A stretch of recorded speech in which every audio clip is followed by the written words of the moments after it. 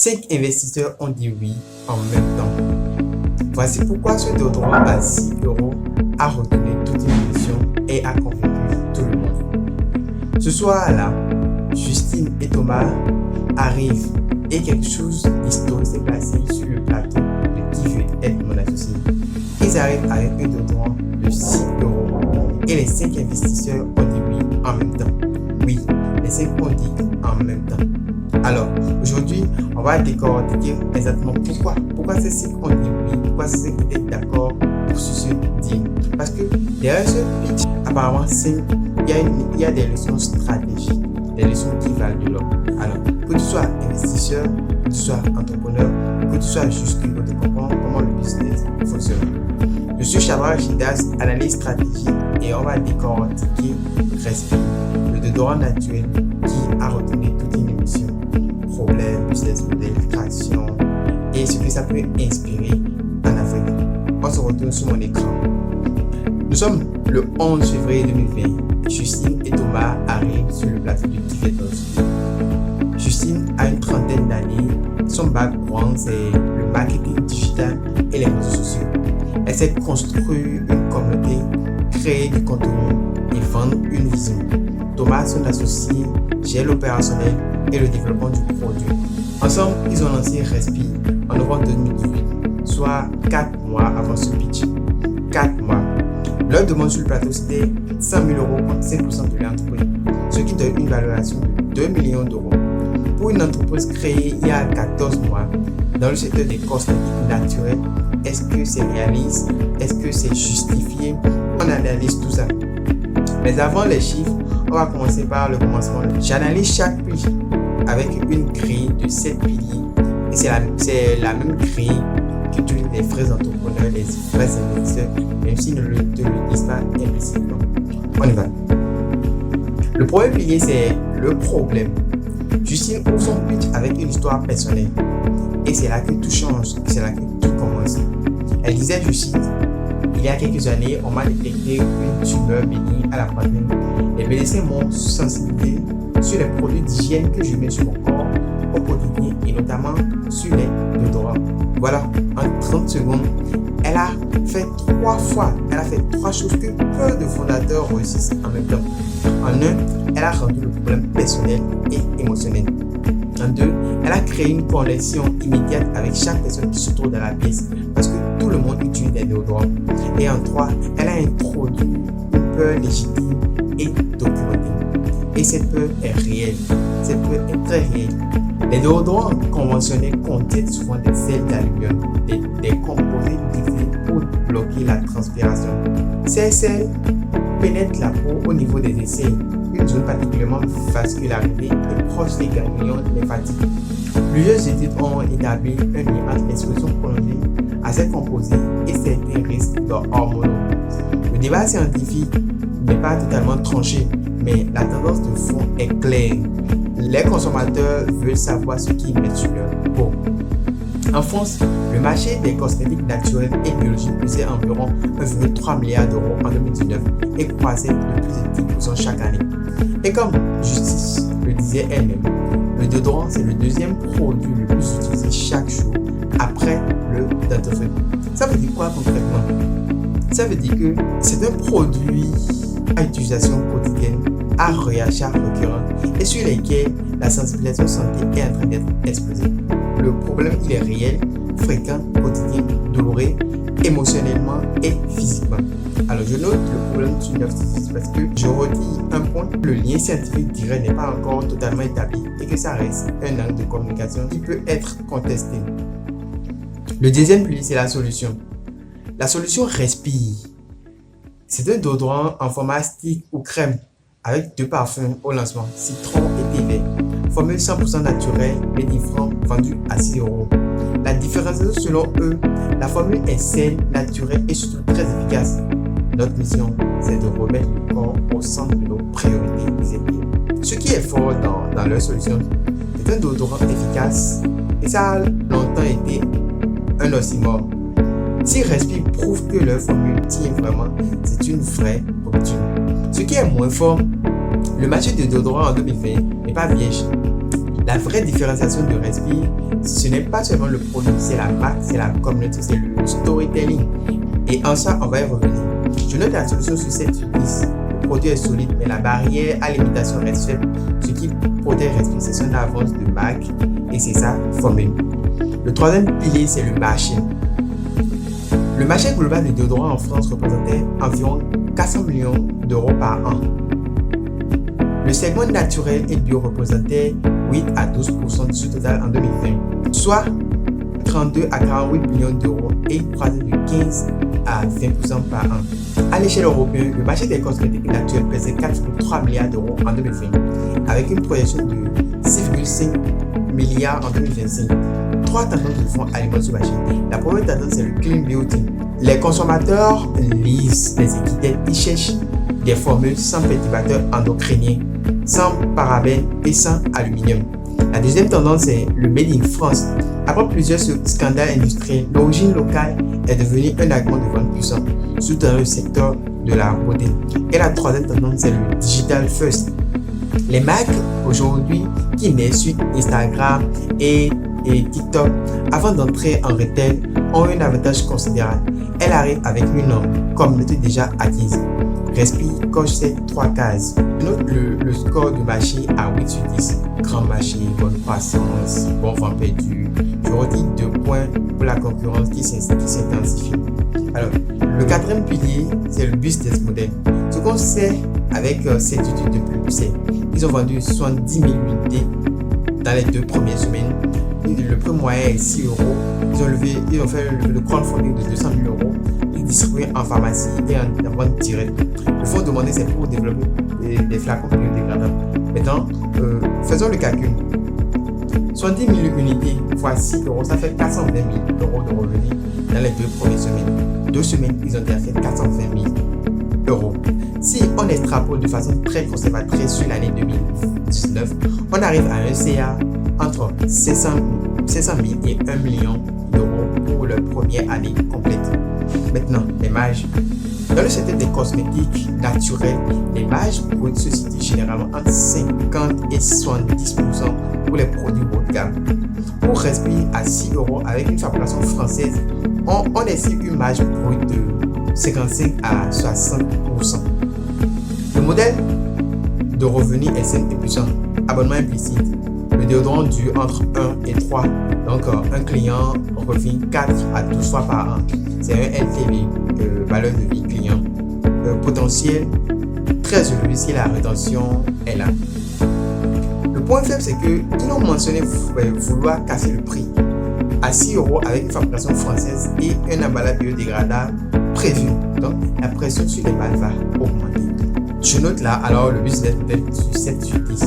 Modèle récurrent solide, mais l'ambition de vouloir à prix bas, Made in France, packaging éco, a créé une tension sur les bases qu'il faudra gérer après. Le cinquième pilier, c'est la traction. On arrive à un pilier qui a tout à fait basculé dans la pièce. Respi a été lancé en novembre 2018. 14 mois, voici ce qu'ils ont construit. 70 000 unités vendues dans les 2 premières semaines. 200 000 levées en crowdfunding, ce qui signifie des milliers de gens ont payé avant même d'avoir le produit. Après, la distribution en pharmacie, canal difficile à obtenir qui valide la légitimité santé du produit. Après, communauté active sur les réseaux sociaux. Juste à mentionner que les investisseurs eux-mêmes ont remarqué leur maîtrise du digital. Marc Simoncini l'a dit clairement, c'est un marché ultra concurrentiel. Il y a des startups tous les jours qui lancent, mais toi, tu as déjà prouvé quelque chose. Et Catherine Barba a mis le doigt sur ce que tout le monde ressentait. C'est une histoire collective. Ça fait partie de votre ADN. Il y a des compétences complémentaires. Ce niveau de traction à 14 mois est exceptionnel.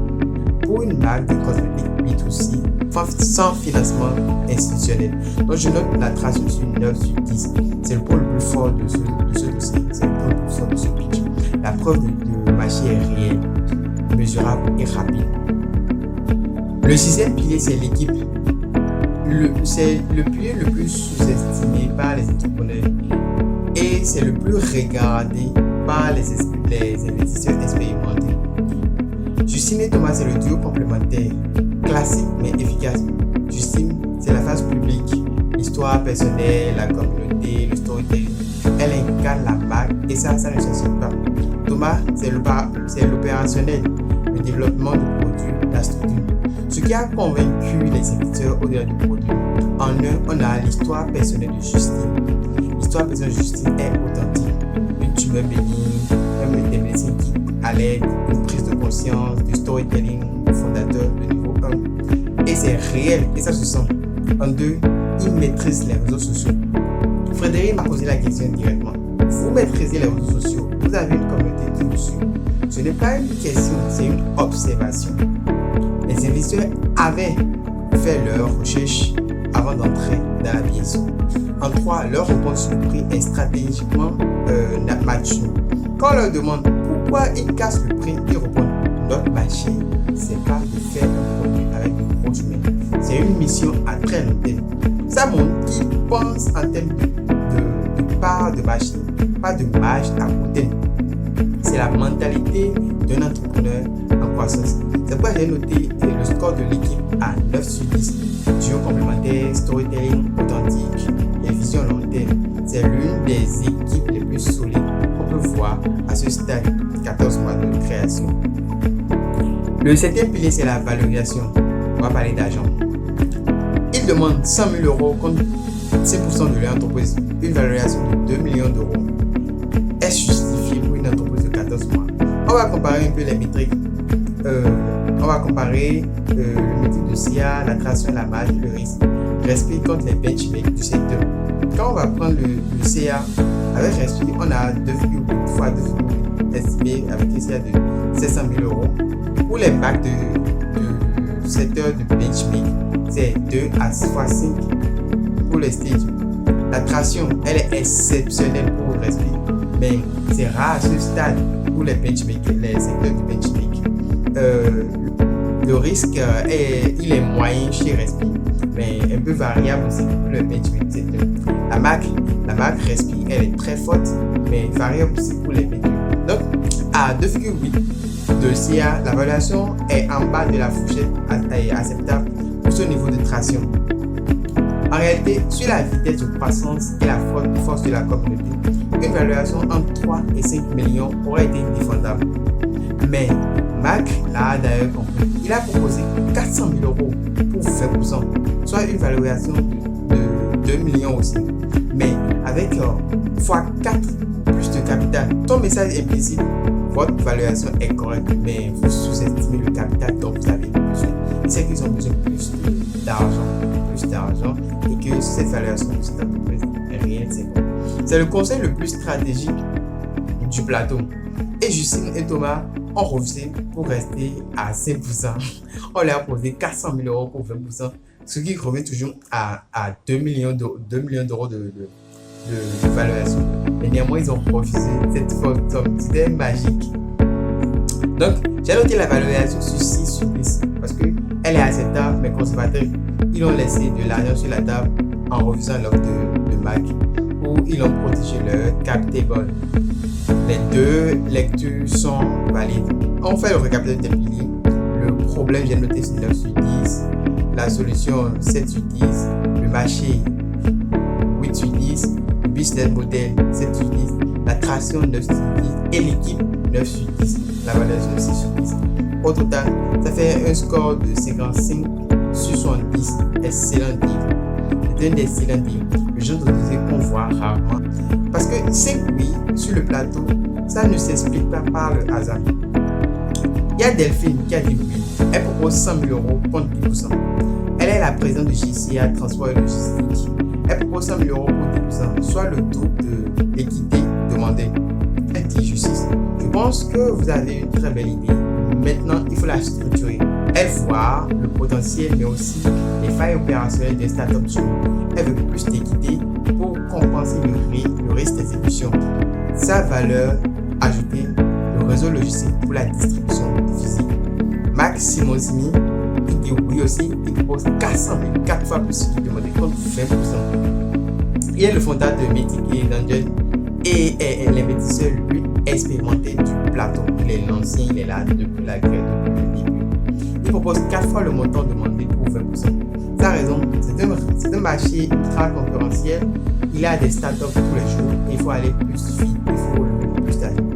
C'est le conseil le plus stratégiquement solide de la soirée parce que Simon a construit Métis dans un marché hyper concurrentiel. Il sait que la vitesse d'exécution est une arme et il propose une capital de gain. Justine et Thomas ont refusé cette offre. Ils ont choisi de garder le contrôle. Ils savent là où ils doivent laisser la main. C'est un choix légitime mais qui peut être ralenti, qui peut ralentir leur croissance initiale. Il y a Frédéric Mazla qui a proposé aussi les 100 000 euros contre 5% qu'ils avaient demandé. Parce qu'il est le fondateur de Blablacar, l'une des plus grandes écoles françaises.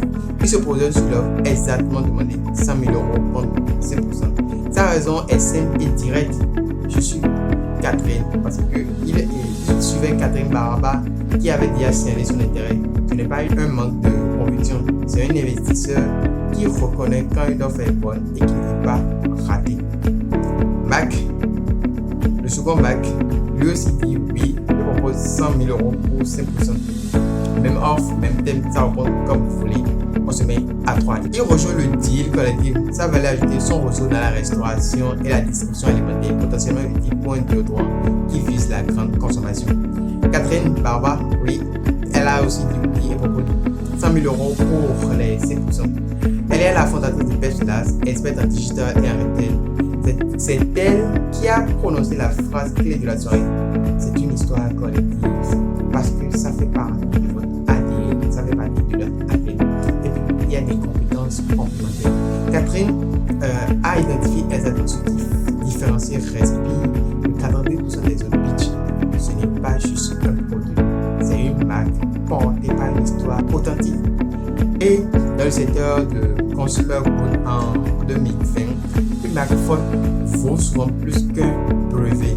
Alors, deal final accepté, 100 000 euros pour 5%, partagé entre Frédéric, Mac et Catherine Barba. 3 investisseurs complémentaires. L'un apporte la vision de l'icône, Blablacar, l'autre la distribution physique et la troisième l'expertise en digital et en retail. C'est un deal intelligent. Justine et Thomas ont bien choisi. Mon analyse critique. Voici ce que moi j'aurais fait différemment et ce que je pense vraiment de ce pitch. Ce que Justine et Thomas ont fait de bien. 1. Le storytelling personnel comme arme d'ouverture. Commencer par une tumeur bénie et une prise de conscience médicale. C'est risqué mais c'est puissant. Ça humanise instantanément et ça crée de l'empathie avant même de parler de chiffres. C'est du pitch au niveau professionnel. En 2, ils ont construit la communauté avant le produit. 70 000 unités vendues en 2 semaines. Ça ne se fait pas sans une audience préparée. Justine avait construit sa communauté sur les réseaux avant le lancement. C'est la leçon numéro 1 pour tout entrepreneur qui lance une marque de consommation. L'audience d'abord, le produit ensuite. En 3, ils ont choisi les bons investisseurs plutôt que le plus gros chèque. Refuser 400 000 de Simon pour rester à 5% avec 3 investisseurs complémentaires, c'est une décision mature. Ce qu'il aurait dû faire différemment. En 1, préparer le chiffre de façon plus rigoureuse. Les investisseurs ont posé des questions basiques, CA, marge, coût de production et les réponses ont été floues. Pour une entreprise qui vendait 70 000 unités vendues en 2 semaines, ne pas avoir un data room solide est une faiblesse. Ça laisse de la place au tout. En 2, il aurait dû mieux défendre la stratégie du prix. Quand on te demande pourquoi tu casses le prix alors que tu as une communauté engagée, la réponse c'est une vision à long terme, ce n'est pas une réponse financière. La vraie réponse aurait dû être on joue le volume pour atteindre la base critique. En 3, anticiper sur l'objection concurrence. Mac a soulevé le point le plus déchirant. Le marché est ultra concurrentiel. Il n'avait pas de réponse structurée à cette objection. Avoir 2, 3, 4 slides bien répondre sur les barrières à l'entrée qui construisent aurait été décisif. Si j'étais un investisseur, j'aurais investi sans hésitation si j'étais un investisseur. Pourquoi? Parce que la traction de 70 000 unités en 2 semaines, construite avec 0 financement institutionnel, c'est une preuve réelle que le marché existe, que le marché est réel. En deux, le duo fondateur est complémentaire, engagé à temps plein et porte une vision à long terme. Et pourquoi Georges investit ici des investisseurs? En trois, le marché est en croissance structurelle, pas en mode, pas une mode, une tendance de fond liée à la santé et à la conscience environnementale. Donc, j'aurais probablement suivi l'offre de Catherine, 700 000 € pour 5% pour avoir accès à son réseau de retail et de digital. Et maintenant, la question qui change tout pour notre audience. Est-ce que Respi peut être marché en Afrique? Et surtout, est-ce qu'un entrepreneur africain peut s'inspirer de ce modèle pour créer son propre Respi local? La réponse est oui, et même plus intensivement qu'en France. Le marché africain des cosmétiques et des produits d'hygiène représente 8,4 milliards de dollars en 2023 et est projeté à 12,8 milliards de dollars en 2028, une croissance de plus de 8% par année. Mais voici ce qui est encore plus intéressant. Le problème des ingrédients nocifs est encore plus aigu en Afrique. Pourquoi? Parce que le marché africain est inondé des produits importés, souvent vendus sans régulation stricte. Des déodorants avec des concentrations en aluminium élevées, des parfums synthétiques agressifs, des parabènes en quantité non contrôlée. En parallèle, il y a des tendances fortes vers le retour aux formules naturelles locales. Les karaté, les huiles de coco, les aloes vera, les argiles, des ingrédients qui sont produits localement, à faible coût et qui sont reconnus culturellement. Maintenant, tu veux lancer ton propre Respi en Afrique. Voici les adaptations critiques. L'adaptation la plus importante. Respi se vend à 6 € en France. En Afrique, ce prix est inaccessible pour la majorité. La version africaine, la version Afrique doit se positionner entre 1500 et 3000 selon le marché, soit 2,3 à 4,5 €. Mais attention, le premium naturel existe en Afrique. Les classes moyennes urbaines de Lagos, Abidjan, Nairobi ou Dakar sont prêtes à payer plus pour un produit sain et local. Tu peux avoir deux sommes. Gamme accessible à tout le monde, 1500 pour le marché de masse et gamme premium, 3600 pour les urbains sensibles. Dans la distribution, le lait de la gaine. En France, Respi utilise le e-commerce direct plus les pharmacies. En Afrique, cette approche doit être réinventée. Canal de distribution prioritaire numéro 1, le mobile commerce, WhatsApp Business, Instagram Shopping, TikTok Shop. L'Afrique est mobile first. Justine a construit ça comme sur les réseaux sociaux. Tu peux faire exactement pareil, tu fais la même chose en construisant ta communauté sur TikTok, Facebook et autres. Canal prioritaire numéro 2, les pharmacies et les parapharmacies. Comme Respi en France, les pharmacies donnent une légitimité santé immédiate et le réseau de pharmacies dans les capitales africaines est dense. Canal prioritaire numéro 3, les marchés physiques et les points de relais. Pour toucher le marché de masse, il faut aller là où les gens achètent. Marchés centraux, supérettes de quartier, points de relais communautaires, où tu peux aller sur les foires, les événements, les grandes foires et autres, les festivals pour présenter ton produit. Vous savez, la force de Respi, c'est sa formule naturelle made in France. En Afrique, tu as une opportunité encore plus forte. Les ingrédients naturels qui sont les meilleurs et moins coûteux. On a le beurre de karité, Burkina, Mali, hydratant naturel, antibactérien, parfait pour un déodorant. On a l'huile de coco, Côte d'Ivoire, Ghana, propriété antibactérienne naturelle. On a l'aloe vera, à présent naturel. On a l'argile blanche ou verte, absorbant minéral sans aluminium. Et une formule 100% africaine avec un ingrédient sourcé localement, c'est un argument de différenciation.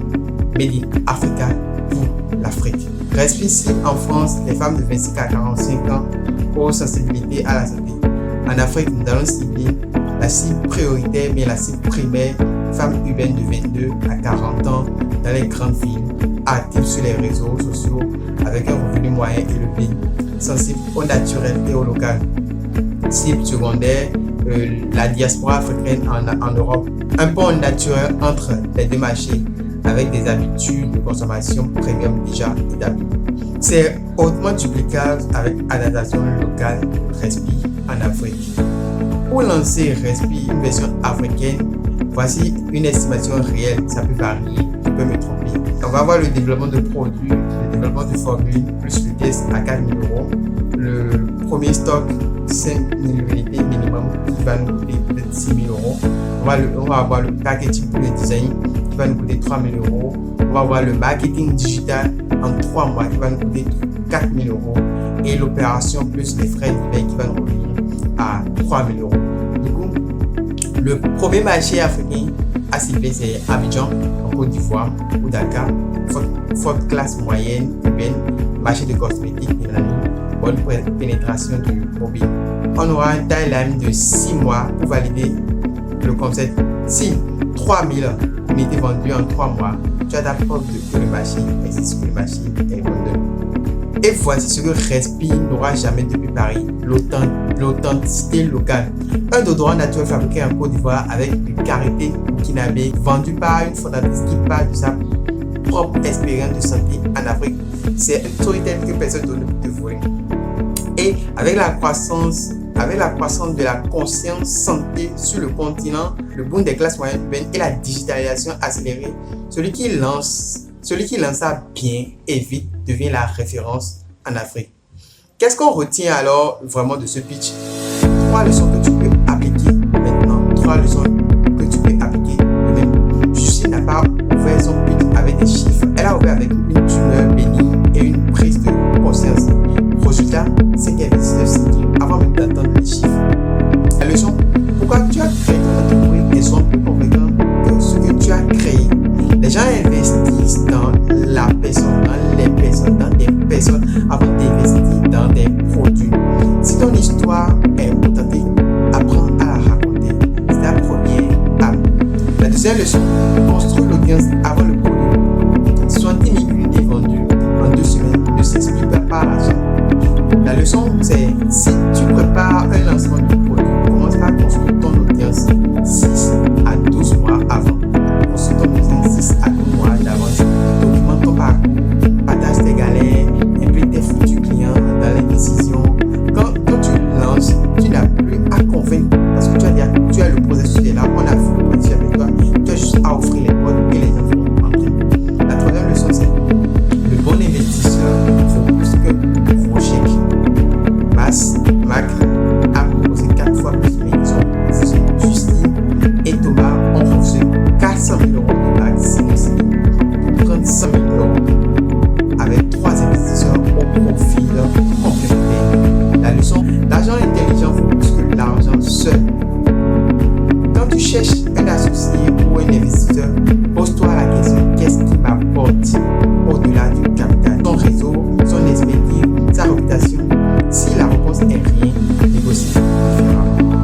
Alors, entreprise Respi, déodorant 100% naturel made in France, Justine et Thomas sont les fondateurs. Ils demandent 100 000 euros pour 5%, valorisation de valorisation à 2 millions d'euros. Décision finale, c'est oui, deal avec 3 investisseurs, avec un score de 55 sur 70 et c'est un total duplicable en Afrique avec 49 sur 60, hautement duplicable. Respi n'est pas juste une seule story cosmétique. C'est une manière de construction de marque modèle. Histoire authentique, communauté d'abord, produit ensuite. Investisseurs choisis par leur valeur, pas juste leur chèque. Et pour l'Afrique,